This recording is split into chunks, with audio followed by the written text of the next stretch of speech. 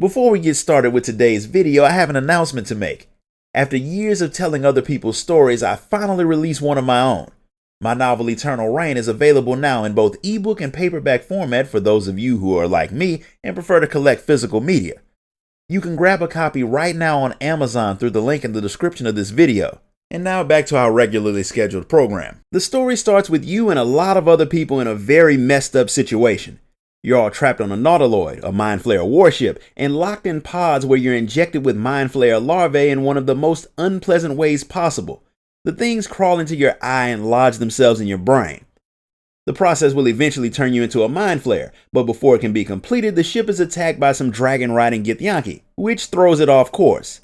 The damage they do causes the pods to open, which lets you escape, but you're not the only one to break free. Lae'zel, a Gith who went through the same unsanitary procedure that you did, sees you and goes to kill you since she thinks you're one of the Mind Flayer's slaves. But when the creature in your head links your mind to the one in hers, she realizes that you're another escapee. And since there's going to be a lot of fighting to get through the ship, she figures that the two of you teaming up will have a better chance of getting out of there and hopefully getting the bugs out of your brains before you transform into Mind Flayers. The change won't happen overnight, but it doesn't exactly take long, so you need to get off of the ship as fast as you can, and the best way to do that is to head to the helm and take over the whole thing. It won't be nearly as easy as it sounds, but it's the only thing that the two of you can do, so you head off. On the way, you pass another pod that has a woman trapped inside.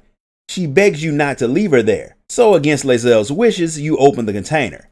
The newly freed woman calls herself Shadowheart, and when her mind links with yours, you realize that she's infected too. So after she grabs a weird object out of the pod that she won't tell you about, your group of 2 turns to 3 and you head to the helm. The place is in total chaos with Mind Flayers and demons fighting each other.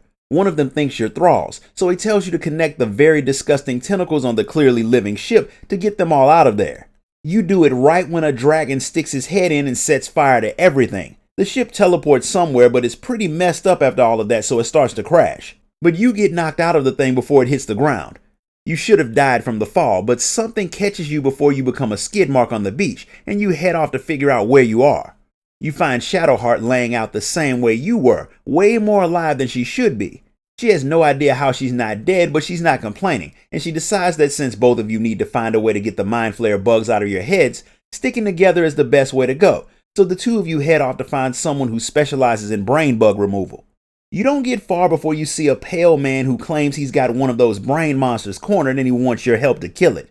He was actually lying so he could get the jump on you. He saw you on the ship and he's not sure whether or not you're trying to capture him. But when your minds link, he realizes that you're in the same boat that he is and you'll make a better ally than an enemy. His name is Astarion, and he had been in Baldur's Gate when the Mind Flayer snatched him, so he has no idea what the worm in his head is actually going to do to him. Fortunately or unfortunately, depending on your point of view, you let him know that the bugs are going to turn you all into Mind Flayers, so since you're looking for a cure, he decides to join you. Apparently, surviving crashes from alien ships isn't all that uncommon, because your growing crew comes across a mage that apparently messed up a teleportation spell and got stuck in a rock. His name is Gale. And when you free him from what was probably going to be a very unpleasant death, he immediately figures out that you have a bug in your brain and decides to tag along with you to help find a cure because he's not all that fond of growing tentacles out of his face. Lae'zel survived the crash too, but she ended up getting locked in a cage by some tieflings who were debating whether or not they should kill her since one of their friends ran into some of her kind and they were all very murdery, not too pleasant people. When she sees you, she links her mind with yours and tells you to help her. Shadowheart is all for leaving the woman to her fate since she was perfectly fine with leaving her on the ship to die. But Lae'zel claims to know of a cure for your condition, so you decide to talk the tieflings out of killing her. They aren't exactly fighters anyway, so they didn't want to kill the woman, and they're more than willing to leave and handle other business. They have a camp nearby, and there's a druid there named Nettie who is a pretty good healer, so it may be worth going to see her if you can make it there without getting mauled by goblins. When they leave, Lae'zel lets you know that her people have a cure for the infection. All she has to do is find one of the spots where they set up a creche. That's where they hatch their eggs, train their children, and so on and so forth. So they'll definitely have the medical equipment there. Since one of the tieflings had run into some Gith, Lae'zel figures that they've camped nearby, so she wants to go to the camp and talk to the man. Since you have quite a few reasons to head to the camp anyway, that's your next stop. But you get there right when a group of goblins show up to attack.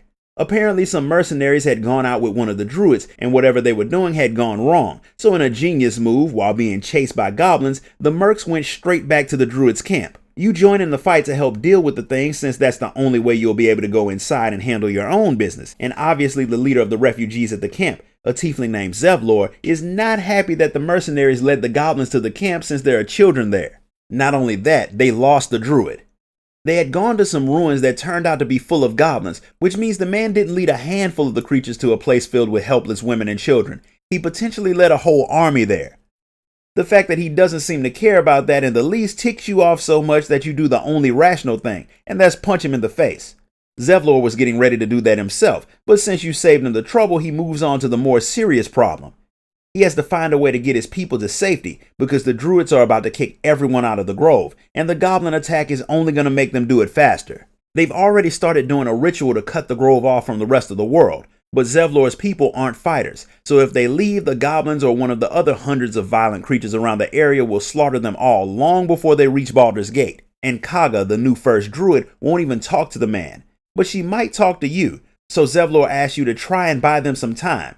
Another man, Will, the same one who helped you all fight the goblins, has been trying to teach the tieflings how to fight so they can protect themselves on the road. But just like you, he was on the Nautiloid and has a tadpole in his head too.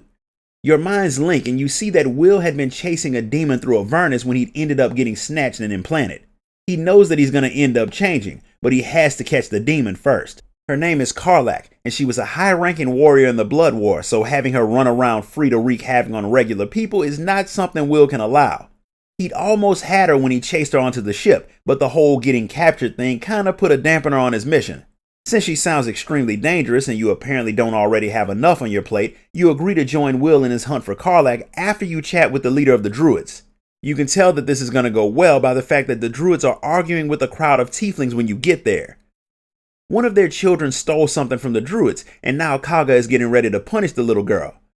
The tieflings are ready to fight to get the child free until one of the druids turns into a bear and gets ready to maul them. Not too many people are willing to stand face to face with a regular bear, let alone a druid one, so they back off and go to try to figure out another way to save their daughter.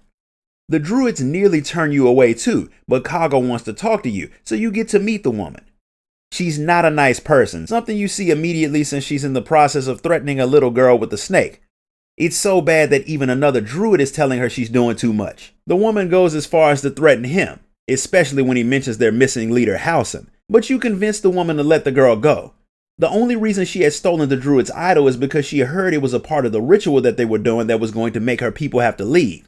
She figured that if they didn't have it, they'd have to cancel the ritual and her people wouldn't be sent off to certain death. Kaga is perfectly fine with sentencing all of the tieflings to death if it will make her life and the life of her people easier, but she is willing to give Zevlor and the others time to prep for their trip, as long as you go and help them get out of the grove as quickly as possible. You agree to do it, but first you have to hunt down Nettie to see if she can remove the bugs from your brains. When the druid realizes what's wrong with you, she takes you all into the back room where a dead elf is laid out on the table. The dark elf had attacked her and Halsin along with a small squad of goblins. When they had killed him, one of the mind flayer bugs climbed out of his ear. That was why Halsin had gone with the mercenaries in the first place. He wanted to find out what was going on with the goblins and the mind flayers and figure out how to deal with the problem. He knows more about the creatures than anyone, and he may have been able to help you get them out of your head, but since Nettie can't, she offers you some poison to drink the moment you start to show signs of changing. Nobody would agree to do that, and when you refuse, she tries to kill you. After you put an end to all of her living, your crew decides that tracking down Halsin may be your best bet at finding a cure, if he's even still alive. So you all leave Nettie's corpse in the vault and head back to Zevlor to let him know about Kaga before you head off to track down the druid. Zevlor is in quite a rough spot. The druids are willing to hurt children, so none of his people are safe there, but if they leave, they're at the mercy of the goblins. They're dead no matter what they do, but he does have an idea. Goblins aren't exactly the most organized group, so if their leaders suddenly disappeared, then the army would fall apart and the tieflings would be safe to leave. It's not an easy job, but since Halsin disappeared somewhere in the goblins' camp and you need him, you decide to kill two birds with one stone. With the plan in mind, your team leaves the druid grove and heads to the goblin camp to hopefully find Halsin and take down an entire army in the process. And that's where we're going to stop for today. If you enjoyed this video, be sure to like it, comment, share it, and subscribe. Donate to the channel if you can, and I'll see you all next time.